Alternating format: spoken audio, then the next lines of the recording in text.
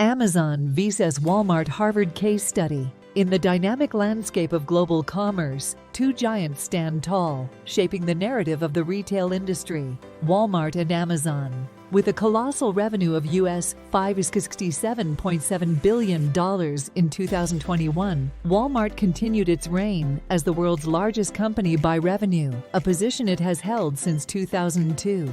Meanwhile, Amazon, the e-commerce pioneer founded in 1997, secured its place as the world's second-largest corporation, with revenues reaching US $469.8 billion in 2021, marking a historic shift in the business hierarchy. The upheavals of 2020-2021, driven by the COVID-19 pandemic, fueled a surge in online shopping, significantly narrowing the gap between Amazon and Walmart. Although Walmart retained its lead in revenues, Amazon's market capitalization of US $1539 billion on March 1, 2022, dwarfed Walmart's US $382 billion. This posed intriguing questions about the convergence of their business models and the future trajectory of these retail titans. Evolution of business models. Walmart's dominance historically thrived in the realm of brick-and-mortar retail, constituting a staggering 86.8% of the U.S. retail industry. In contrast, Amazon pioneered the growing e-commerce sector, commanding the remaining 13.2% in 2021. Their success stemmed from divergent business models, tailored to their respective domains. Walmart's model revolves around providing the lowest prices for everyday goods through its vast network of over 10,500 stores worldwide. Strategic partnerships and innovative supply chain practices, coupled with information technology adoption, allowed Walmart to redefine the landscape of traditional retail. Conversely, Amazon's online model prioritizes the convenience of shopping from anywhere at any time. With a focus on a user-friendly platform, an extensive product catalog, and a robust fulfillment infrastructure, Amazon carved its niche in the e-commerce space. The shifting preferences of consumers towards omni-channel retailing prompted both Amazon and Walmart to venture into each other's territories. This led to substantial investments to bridge the gap between online and offline retail, raising questions about the potential convergence of their distinct business models. The growth of e-commerce.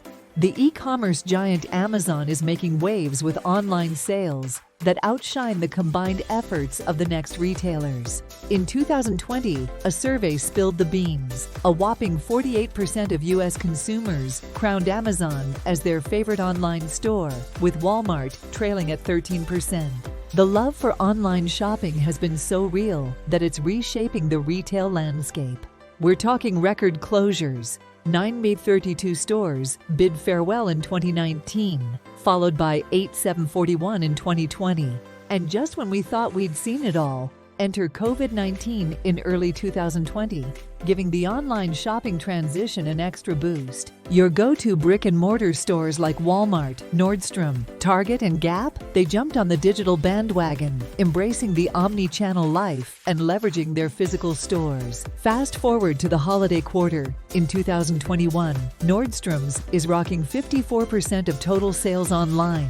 Macy's is hitting 44%, and Gap is close to the 50% mark. Impressive, right? Now, despite the seemingly widespread online presence, not all product categories are riding the e-retail wave equally. In February 2021, music, videos, books, and magazines claimed the online throne with a 69% share, followed by consumer electronics at 53%, apparel at 38%, and food and beverage at a modest 4.8%. Speaking of groceries, the COVID-19 acceleration was real. Grocery e-commerce went from 3.5% in 2019 to a solid 8% in 2020. Although by the end of 2021, grocery delivery saw a dip, as folks started trickling back to physical stores. The love for online grocery shopping was predicted to hit 20.5% by 2026. Now let's talk logistics. The grocery basket might be big in volume and weight, but it packs a relatively low dollar punch. The average online grocery order size in 2021 will be a cool US 85, up from US 82s in 2017.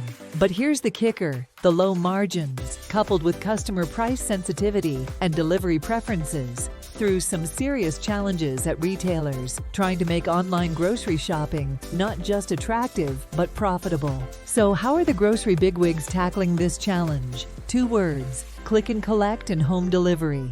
And for that crucial last-mile connectivity, there's the ship from store and ship from warehouse hustle. While traditional physical store networks are rocking the ship from store vibe, Amazon's playing the warehouse game. But hold up, faster delivery comes at a cost. The more retailers bend over backward to meet your delivery dreams, the higher the order fulfillment costs climb. That's why the big players prefer you to click and collect from the store, creating golden opportunities for some in-store cross-selling.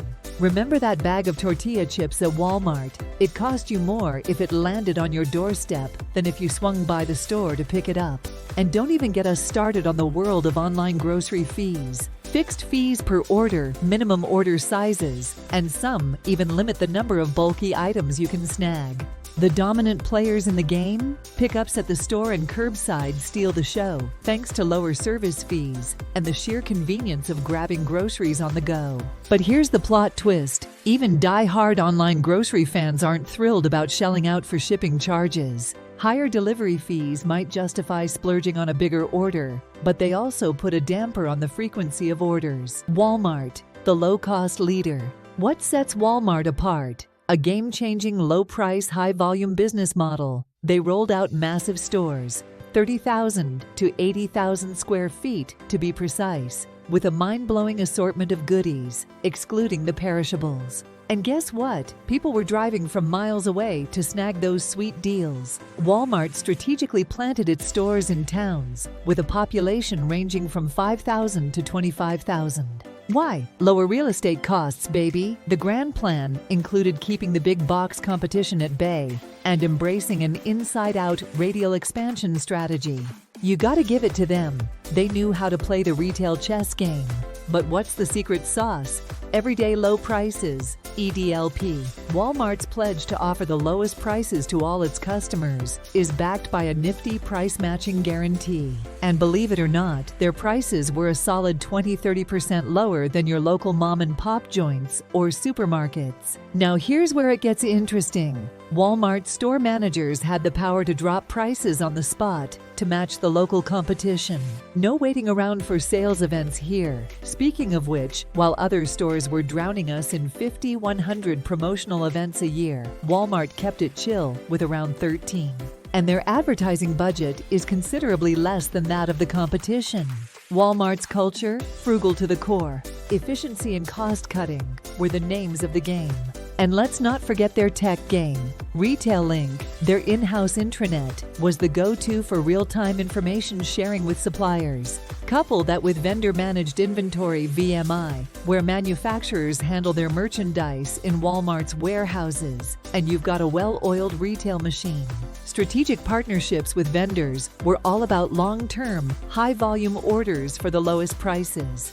And don't even get us started on the logistics wizardry, cross-docking, direct transfers, and a tight grip on inventory costs. Walmart's inbound logistics costs were a jaw-dropping 3.7%, while competitors were slogging at 4.8%.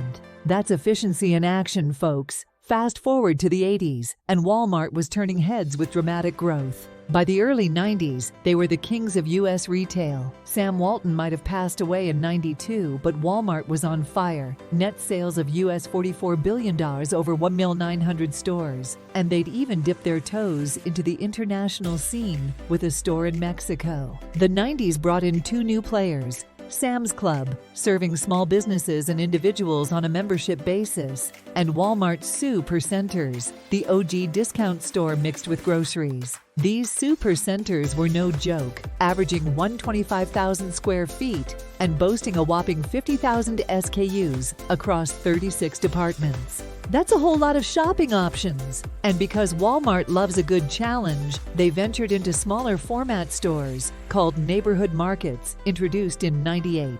Conveniently located, offering killer prices, and focused on food, what's not to love? Now fast forward to the digital age. In 2000, Walmart stepped into the online world with Walmart.com. And let's not forget those site-to-store services. A sweet deal to get you shopping online and picking up your loot from the nearest store.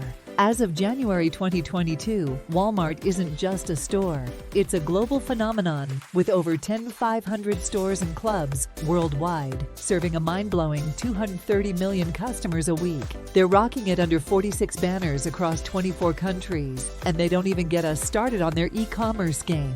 Net sales grew by 2.4% and 7.6% in 2021 and 2020, respectively. Check out Exhibit 9 for the full financial rundown.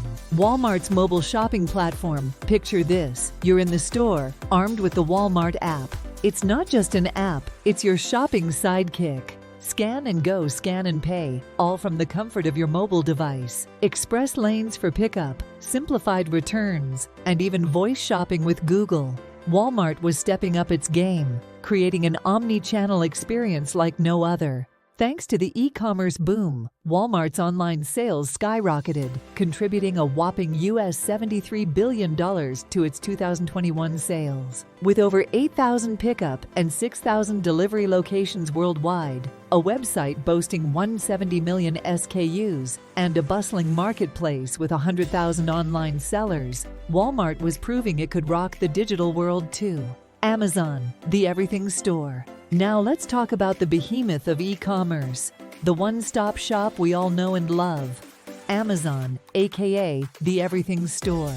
But fast forward to 2021, and it's retailing more than 36 categories, including electronics, music, toys, groceries, apparel, you name it. This evolution wasn't just random, it was a dance between e-commerce and Amazon, each feeding the growth of the other. Let's rewind a bit to 2000, the birth of Marketplace, where third-party sellers joined the Amazon party. By 2020, over 1.9 million sellers worldwide would make up 60% of Amazon's gross merchandise value. From 5.5 million SKUs in 2000 to a whopping 350 million in 2020, Amazon's virtual shelves knew no bounds. And oh, the critics thought Amazon's focus would waver when they dabbled in Amazon Web Services, AWS, an on-demand cloud computing platform. But guess what? By 2021, it had become Amazon's golden goose, raking in an operating income of US $18.5 billion on a cool US $62 billion in revenues. Now let's talk about Amazon Prime, the game changer in online shopping. Launched in 2005, it wasn't just about free 2-day delivery. Nope, Amazon sweetened the deal with books, Prime Video, unlimited cloud photo storage, and the grand annual Prime Day sales event. To conquer the grocery and apparel realms, Amazon introduced Prime services like Prime Now for 2-hour grocery delivery and Prime Wardrobe for fashionistas who love trying before buying. And guess what? Amazon Prime became the cool kids club, growing from 4 million members in 2011 to a whopping 200 million in 2021. That's over 6 billion free deliveries for the Prime family. Now let's dive into Amazon's secret weapon, private label brands. Starting in 2009 with Amazon Basics, they've become masters of developing brands based on customer preferences. With data on what you love and what you pay for, Amazon created everything from Amazon Essentials to Spotted Zebra and Button Down. In 2020, Amazon will dominate over 35% of all U.S. online apparel sales, leaving others in the dust. Future prospects. The outbreak of COVID-19 not only quickened the pace of e-commerce, but also the comeback of physical stores. The most successful retailers during the pandemic were those that could combine the benefits of physical and digital, as evident through the robust performances of both Walmart and Amazon. However, Did the two retailers focus on building omni-channel capabilities, bring them dangerously close to trying to beat each other at their own game? So far, it was the rest of the retail industry that had borne the brunt of their aggressive market warfare. But for now, the two have their biggest fight on their hands. While the market seems to currently favor Amazon, the advantage could change. The Amazon-Walmart saga represents a pivotal chapter in the evolution of the retail industry.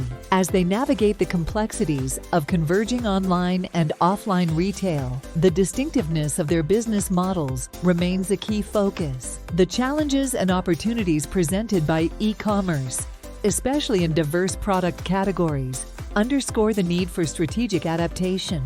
The tale of these retail titans continues, promising further disruptions and transformations in the ever-evolving world of commerce. Thanks for watching.